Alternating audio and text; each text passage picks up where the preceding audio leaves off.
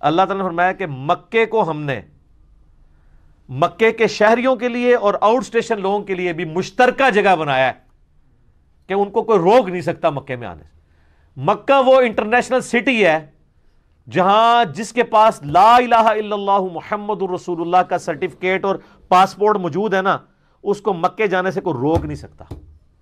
یہ حرام ہے کہ آپ کسی کو کہیں کہ جس نے 1 سال حج کر لیا وہ 5 سال سے پہلے آ نہیں سکتا۔ آپ کون ہوتے ہیں یہ فیصلہ کرنے والے؟ آپ انتظام کریں۔ یہ میں for the sake of argument کہہ رہا ہوں۔ آج آپ امریکہ کے حوالے کر دیں نا حرم شریف، اور ان کو کہیں کہ کروڑوں لوگ یہاں پہ آتے ہیں اور آپ کی یہ اکانومی اس سے چلتی ہے، تو اس وقت تو 40 لاکھ حج کے لیے آ رہے ہیں، اگلے سال 80 لاکھ آئیں گے، وہ کہیں گے سر کوئی مسئلہ نہیں، 1 کروڑ بھیجیں، ہم 1 سال میں انتظام آپ کو کر دیتے ہیں۔ اتنا پیسہ ہے، سب کچھ ہے، کر سکتے ہیں۔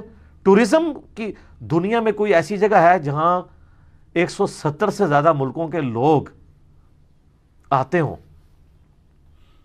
سوائے حرمین کے؟ کتنی اکانومی جنریٹ ہو رہی ہے، اس سے بڑا کوئی ٹورزم کا کوئی سورس نہیں ہے۔ تو آپ یار ان کے اوپر یہ خرچ نہیں کر سکتے کہ آپ انتظام کریں ان کے لیے؟ یہ کیوں پابندی لگائی ہے کہ جی جس نے ایک بار کر لیا 5 سال تک نہیں کر سکتا؟ یہ پابندی حرام ہے۔